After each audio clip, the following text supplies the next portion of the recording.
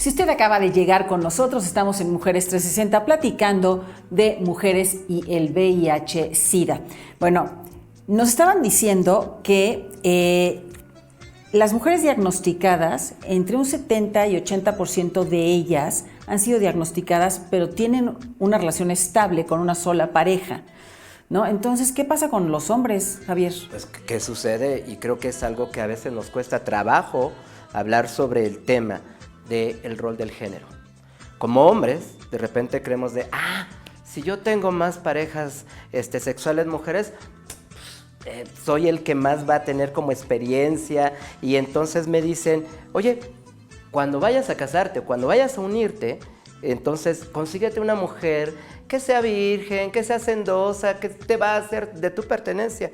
Y ahí lo que estamos provocando finalmente es cimentar el machismo. Esta parte donde de repente yo sí tengo libertad, pero mi mujer, mi esposa, mi amiga, mi hermana no tienen por qué tener eso.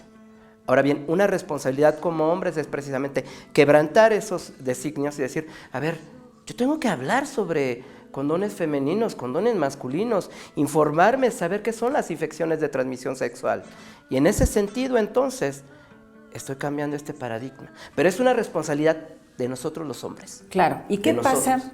¿Qué pasa, Patricia? Nos decías que hay un altísimo porcentaje en cuanto a nivel socioeconómico de esto, ¿no? Sí, las mujeres que se están infectando están muy vinculados a la pobreza, a la baja escolaridad, son mujeres casadas con hijos, por supuesto indígenas, y además es indígena, inmigrante, tiene más posibilidades. O sea, la infección por VIH en las mujeres sí está vinculada a determinantes sociales. Son las mujeres con menores posibilidades de negociar con el otro las que son más infectadas.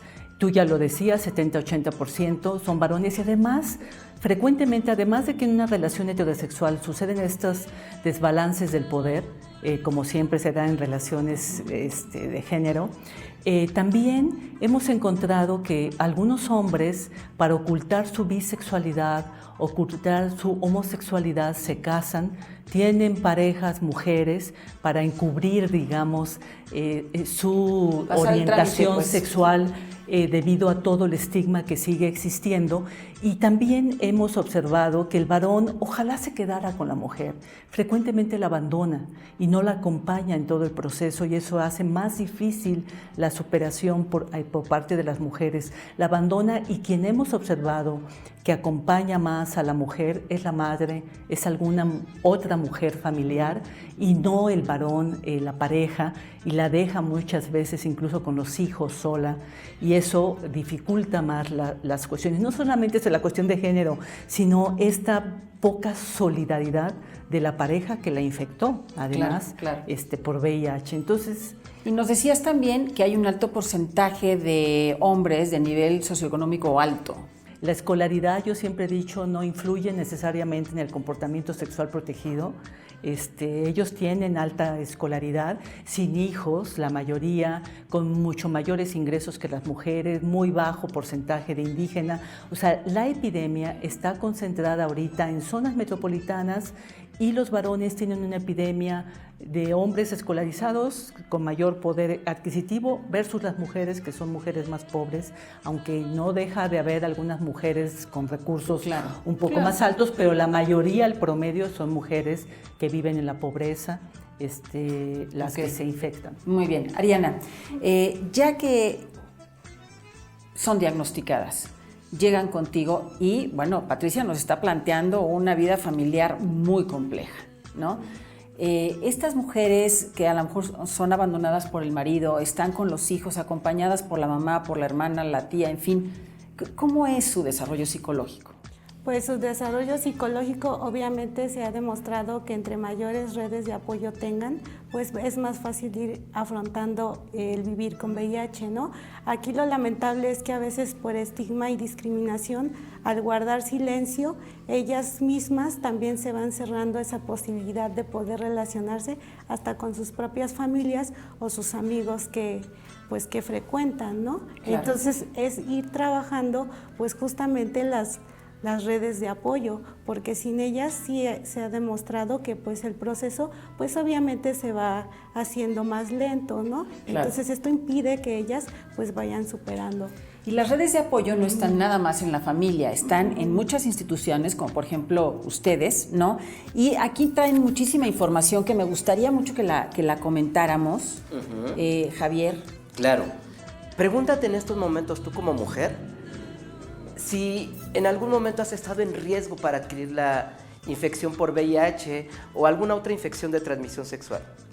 Estas instituciones, la Red Mexicana, te puede hacer tu prueba gratuitamente, con personal que es sensible al tema, es decir, vas a estar acompañada si tienes dudas sobre ¿qué hago si vivo con VIH?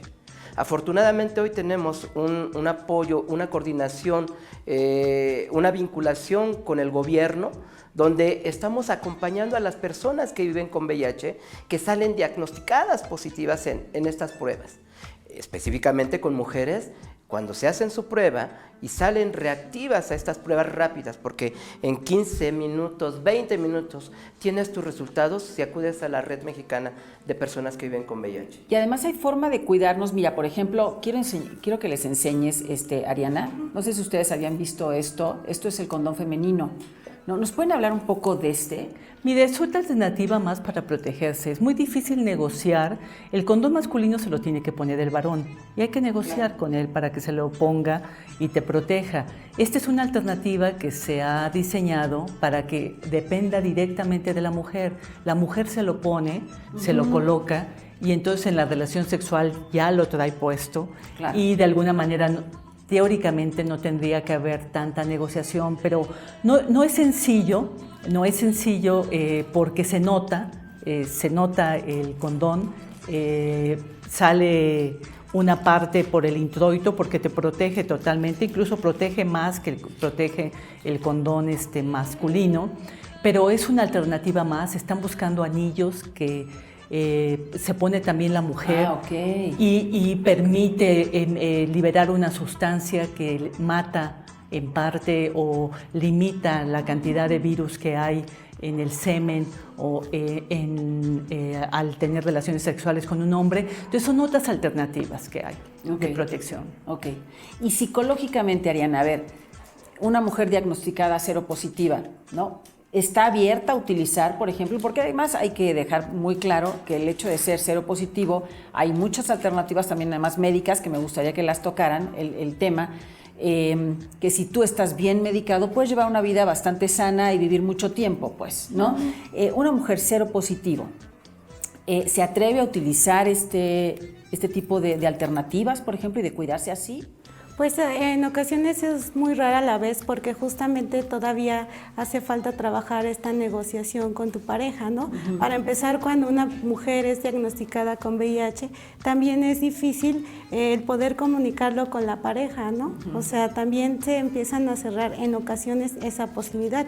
Incluso hay mujeres que de hecho hasta dejan de tener pues actividad sexual por justamente pensar que podrían provocar que su pareja pues adquiriera VIH. Claro. ¿Pueden platicar, por favor, del tratamiento que se da, que se puede tener una vida, pues la verdad es que bastante bien, pues se puede vivir mucho tiempo si uno se cuida y tiene un tratamiento adecuado? O sea, hay una serie de tratamientos, casi siempre es una mezcla de mínimo 3 medicamentos, con los cuales antes la sobrevida, cuando iniciaba la epidemia, era de 1 año, una vez que te diagnosticaban. En la actualidad, si tomas los medicamentos adecuados, en promedio la sobrevida es 44 años. O sea, son muchísimos años y con excelente calidad de vida. Y además la ventaja es que el tratamiento también es prevención. Te disminuye 96% las posibilidades de transmitir al otro la infección. Entonces, incluso... Y de desarrollarla, ¿no? Como tal. Tú la detienes y por lo tanto no avanza y te da un gran beneficio a ti en lo personal porque puedes realizar y llevar una vida prácticamente como cualquier otra persona. E incluso en países desarrollados ya se están muriendo las personas con VIH de las enfermedades de las que nos morimos cualquier otra persona, ya no de las enfermedades definitorias que le llamamos de SIDA. Pero además evitas transmitir a tu pareja y a cualquier otra de la infección, porque baja tanto el virus, lo tienes con carga, se llama carga viral indetectable, que no detectas aparentemente al virus en la sangre, y eso permite además influir de manera decisiva en la prevención. Y hay otro tipo de prevención, si no estás infectado. Se está promoviendo en la actualidad la profilaxis PrEP, que tú tomas medicinas de estas que se utilizan para tratar antes, o sea, sin estar infectado, para evitar que te infectes. Esto está recomendado y se está evaluando en varios países solamente para ciertas poblaciones. A las mujeres hemos propuesto que si su pareja se detecta infectada y todavía no la llevo indetectable, la proteja con profilaxis PrEP antes, hasta que su marido, su pareja, lo lleve indetectable. ¿Sí me entiendes? Para evitar, sí. La estoy protegiendo para que no se vaya a infectar mientras su pareja llega indetectable. Claro, claro.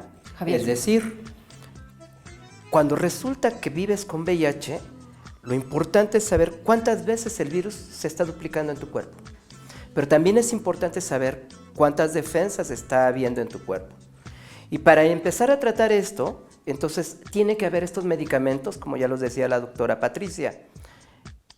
Una tableta que puede contener 3 sustancias para abatir el virus. Y a eso le decimos, abatimos el que se esté duplicando tantas veces. Esto ha llegado a crear que hoy las personas, las mujeres que viven con VIH, lleguen a una etapa indetectable, creando entonces una calidad de vida. Hemos de decirles que los tratamientos, el programa de SIDA es completamente gratuito. Te van a dar atención médica especializada, acompañamiento terapéutico y en diferentes ramas. Además de ello, los medicamentos son gratuitos. No tienes que tener miedo de hacerte tu prueba. ¿Por qué? Porque hay opciones de calidad de vida. No llegues a un momento en donde estás desarrollando la enfermedad y desafortunadamente llegues a morir. Eso no se tiene que hacer nuevamente. ¿Sabes qué, Javier? No tener miedo ni siquiera de hacerse la prueba, porque eso no, el hacerse la prueba no quiere decir que uno está enfermo o está infectado, no. Es simplemente tener información, que es importantísimo.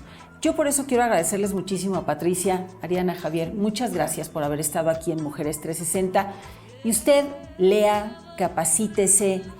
Si es mamá, si es papá, no importa. Generalmente este tema recae en nosotras las mujeres como mamás, pero la verdad es que es un tema de educación, que no todo tiene que recaer en las instancias gubernamentales o las autoridades. Tiene que ser un trabajo conjunto de educación, de capacitación en las familias, en el hogar, porque ahí es donde verdaderamente aprendemos muchísimas cosas y a cuidarnos muchísimo. Gracias por estar con nosotros, los esperamos en la próxima.